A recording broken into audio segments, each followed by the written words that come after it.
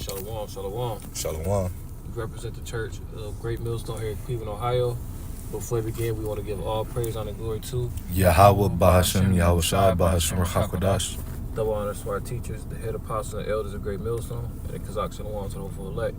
And it's the brother Layash. Brother Kwamba Allah. And like I said, Lord willing, back with another edifying lesson. The point of this lesson, me and the brother was talking off camera, is, people, our desires of Esau's position. He's in a lofty position.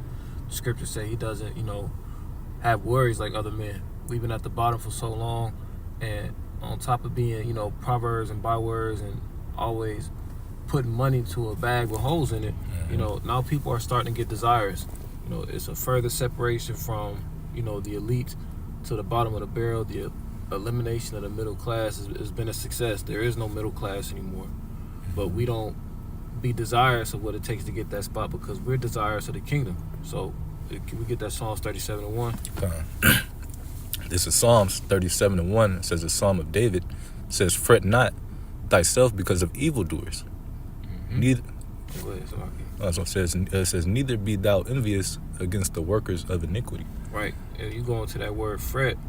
I'm just gonna look up a quick search real quick. It says to be constantly or visibly worried or anxious, gradually wear away something by rubbing or gnawing. So we don't want to worry, we don't want to trouble, we don't want to be preoccupied with the thoughts of the wicked. And verse 2 and 3 is going to explain why.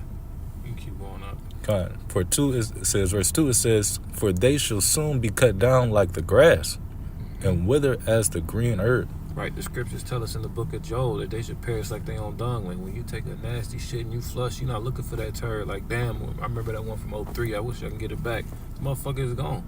The same way Esau's going to be. He's going to clean up his mess for this 1,000-year captivity, and there is going to be no more Edomites. So we don't worry about something that's temporary in the same way we don't worry about America. You got it in verse 3? Verse 3, it says, "Trust in the Lord and do good, so shalt thou dwell in the land, and verily thou shalt be fed." Right, so what does trusting in the Lord consist of? Having faith. What is doing good?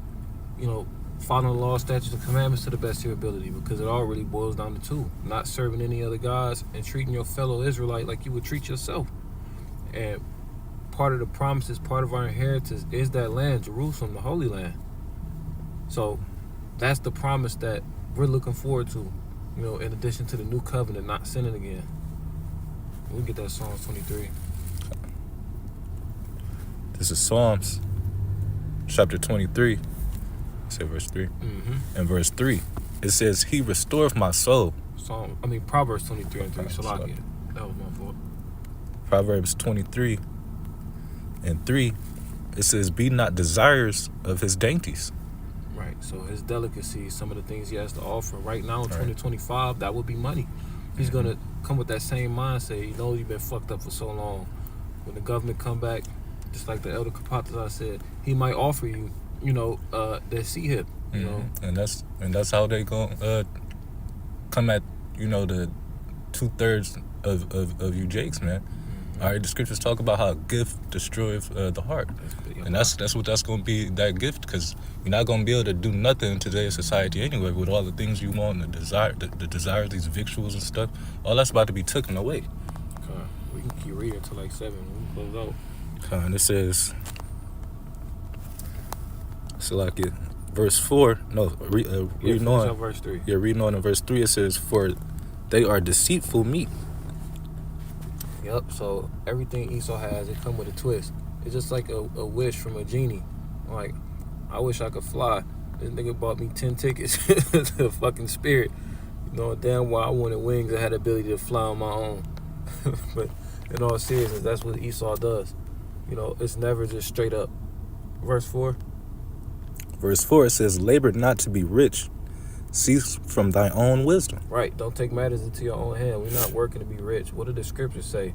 It's specifically in the Lord's Prayer that, just give us our daily bread, because we have something that's greater than these riches that are currently on this evil world. Verse 5. Verse 5, it says, "Wilt thou set thine eyes upon that which is not? For riches certainly make themselves wings. They fly away as an eagle towards heaven." Right. So one day they're here, one day you're gone. It is a small thing to make a poor man rich, and vice versa, because riches, adversity, all those things, like it says in Sirach 11:14. Yeah, these things belong to the Lord. So if you focus on something that is out of your control, that's vanity. What I set thy eyes upon that which is not, you know what I'm saying? Like, where's your focus at? Where your mindset? We laying up treasure in heaven. Right. Now, don't get me wrong. We're not over righteous. Me and the brother talked about this the other day. You know, money is a defense, but guess what? Wisdom is a defense, and it's a better defense. You wanted to say something like? Yeah, I was going to say that scripture was King David, where he said his foot almost slipped after he seen was that the prosperity of the wicked. You know, we don't desire, these things. We, like, brother, I think you just quoted it. We storing up our treasures in heaven. All right. Okay, you can keep reading on that. It says, verse, where am I, 5? Yeah. 6. Verse 6, it says, eat thou not the bread of him that have an evil eye, neither desire thou his dainty meats. Again, going back to the 3rd verse, we do not eat that bread. Why? Because that bread is defiled. It comes with a price, and the price is you going against your maker. And that's associated with pride. See, when we think about things, we linking them to the precepts, because these things ultimately guide us on how I should live our lives.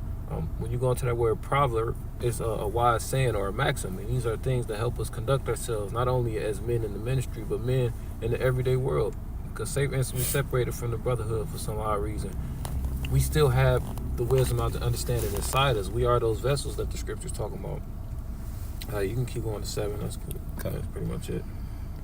Verse 7, it says, for as he thinketh in his heart, so is he. Eat and drink, saith he to thee, but his heart is not with thee. Right, just like the boule, just like the celebrities. I'm thinking about R. Kelly, Bill Cosby. Yeah, he was hot in the 90s, seemed like she ready, and then now the same people who put you in a prominent position, the left-hand side of the Lord, are the same people mocking you and throwing you under the damn jail. All the memes about, Bill Cosby, pulling up from the 3 and it's a pill in the bitch drink. Just as quick as they put you in that power position, as quick as they'll strip it away.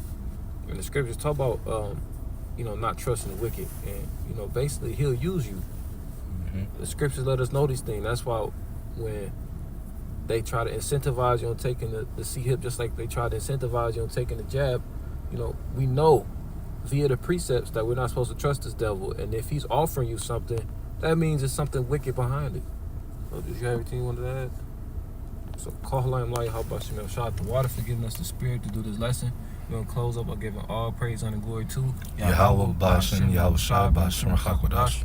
Again, double honors to our teachers, the head apostles and elders of Great Millstone, and the Kazakh Shalom to the hopeful elect. Lord willing, until next time, Shalom. Shalom.